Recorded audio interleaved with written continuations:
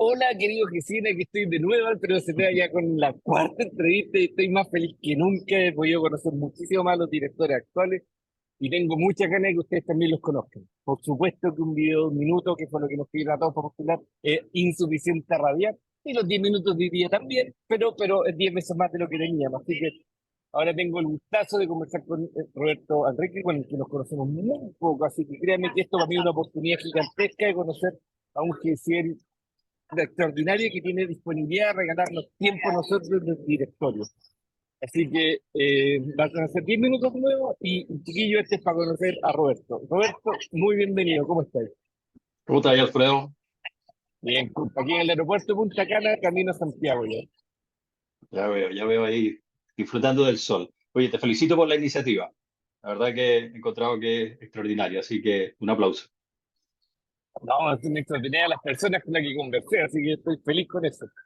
Oye, Roberto, vamos a partir con algo más técnico, pragmático, porque a la gente le interesa saber eso, pero tú venís del Be Real, un software increíble que desarrollaste junto con Salesforce, que es una plataforma que todos conocemos porque es top mundial en CRM, y tú estás con ellos para al parecer trabajando, no sé.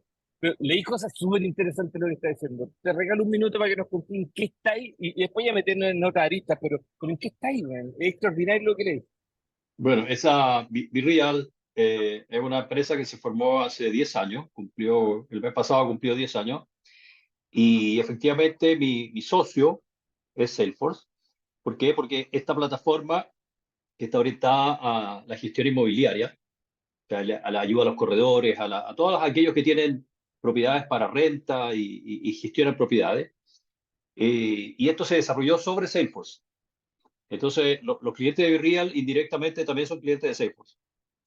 Y eso le da una robustez tremenda, una plataforma tremendamente robusta. Yo te diría, en Latinoamérica debe ser de las más robustas que existen. Y bueno, ha ido pasando por todos los procesos de todas las empresas que van emprendiendo de a poco. Estamos en 8 países, se administran 32.000 propiedades en este sistema. Eh, entonces, hay mucho aprendido en ese camino y también cosas que uno puede ayudar a otros, digamos. Oye, Porque Roberto, son tremendos números, son 10 años, tremendos números, 30 y tantas mil por día, es muchísimo, muchísimo, muchísimo número interesante.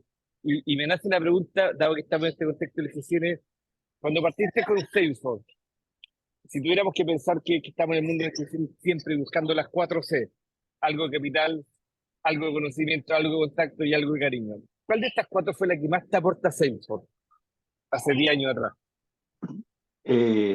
fue la parte yo la metería dentro del contexto de conocimiento, porque yo lo que hice originalmente, porque aquí van como dos mundos en paralelo. Yo hace 12 años atrás trabajaba como ejecutivo en una empresa de tecnología de dos grandes bancos y estando siendo gerente en esa empresa, me metí como inversionista al mundo inmobiliario. Entonces compré propiedades para renta. Y en ese proceso me di cuenta de que los servicios de administración que habían eran bastante básicos. Y después me di cuenta también que los software que habían también eran básicos. Y yo trabajaba en esta empresa, trabajaba con Salesforce, había introducido a Salesforce como CRM, entonces conocía a Salesforce y habíamos hecho un caso de negocio muy potente. Entonces, por ahí investigando, me contaron de que uno podía desarrollar sobre Salesforce algo. Bueno, y ahí me puse a aprender, a estudiar y hice una primera versión y de ahí poquito y terminé creando algo para mí en ese momento. Y de ahí después Salesforce se acercó a Para mí administrar tus propias para propiedades. mis propiedades, mis propiedades. Entonces ahí Salesforce se acercó y me dijo, oye, ¿qué hiciste? Porque ellos me conocían, cada vez que venían a Chile me llamaban y yo los apoyaba en las presentaciones que ellos hacían. Entonces ahí me dijeron, cuéntanos qué hiciste. Entonces les mostré, les gustó, y ahí me dijeron que ellos que tenían un programa de partnership en donde agarraban a empresas como la mía, que desarrollaran y convirtieran ese desarrollo en un producto, que es otra cosa, es otro desafío mucho más grande. Y ahí después partió en un proceso de un año de transformar esto, aprender todo lo que había que aprender, porque yo de base no soy tecnológico. Yo soy ingeniero, pero no soy ingeniero en tecnología. Mi especialidad son procesos, juntar los negocios con la tecnología, Tú eres pero no ingeniero soy mecánico. experto, Tú eres ingeniero mecánico. claro, Y además no de sé por base qué soy también ingeniero de la mecánico. Universidad de Venezuela y después acá en Chile.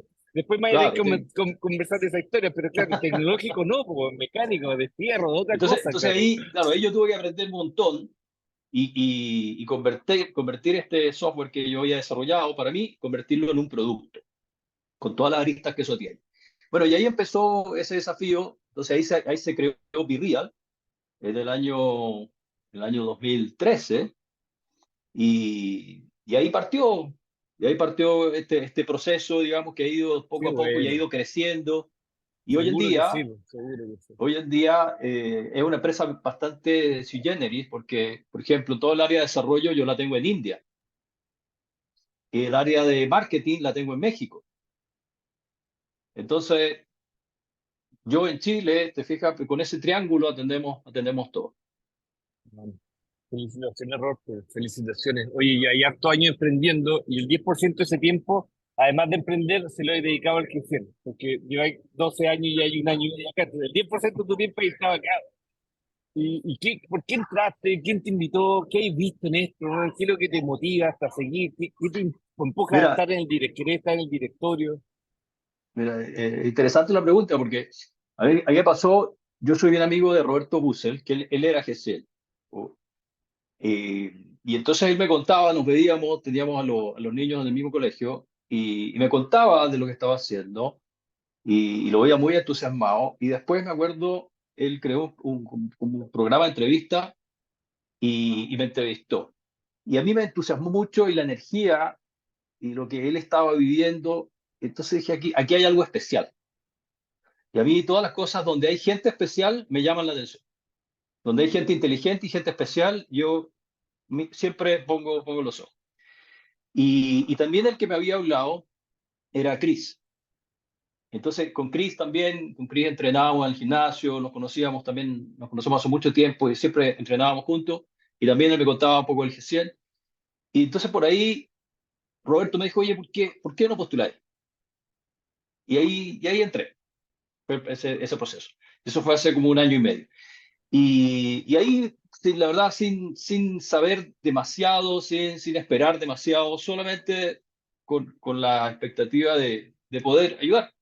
O sea, y Bueno, la verdad que para mí ha sido bien bonito, digamos, porque primero me he encontrado gente increíble. O sea, creo que hay un grupo humano que lo une a algo que sobresale. Y eso la verdad que para mí es muy motivador.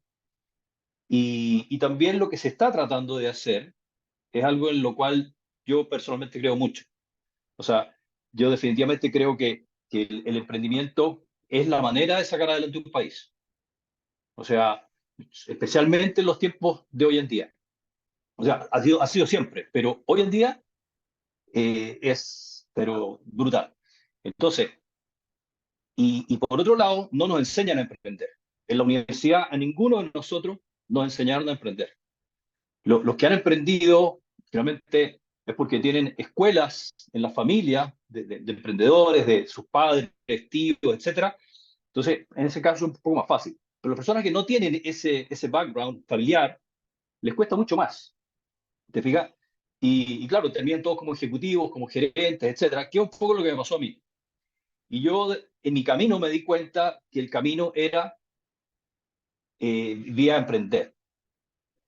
bueno, yo, Y no ha sido un yo, camino simple, porque han habido muchos intentos hasta, o sea, ahora claro, yo te cuento la historia bonita, digamos, la historia exitosa, pero previo a eso hubo una serie de intentos, los cuales yo la pasé mal, ¿te fijas?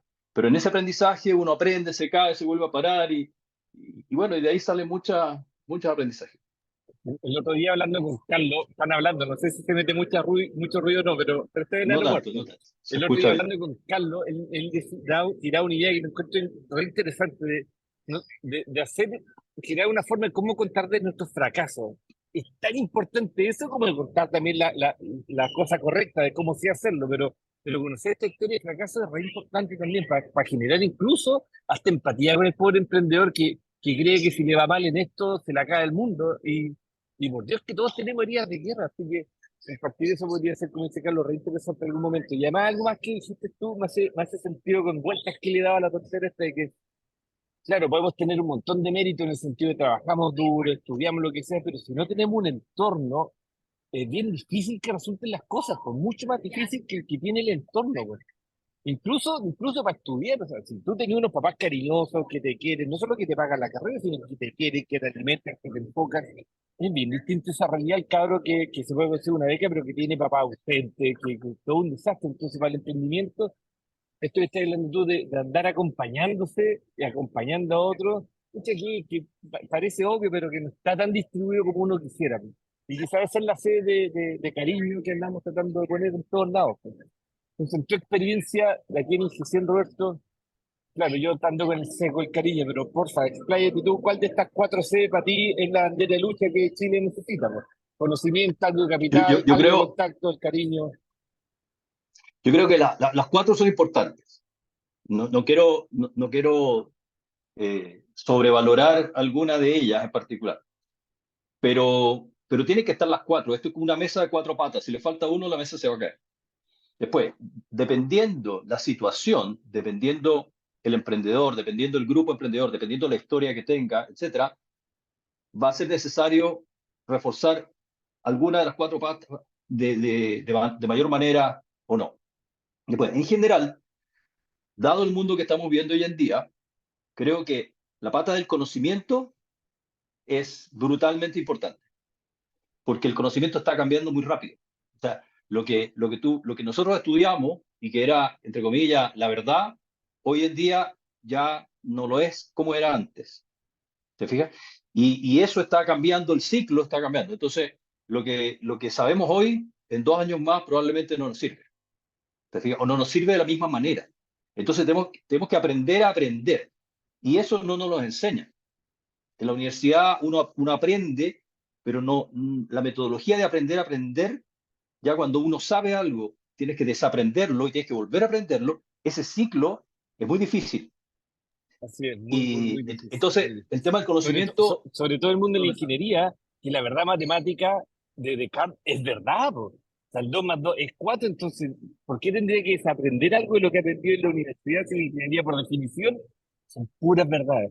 Entonces, ¿No? pero qué verdad lo que estáis diciendo, Roberto, qué grandes verdades. Entonces lo que yo de repente observo, por lo menos de lo, del tipo de emprendedores que nosotros apoyamos, es que le falta mucho conocimiento en estas áreas que se necesita tener conocimiento para poder echar adelante una empresa.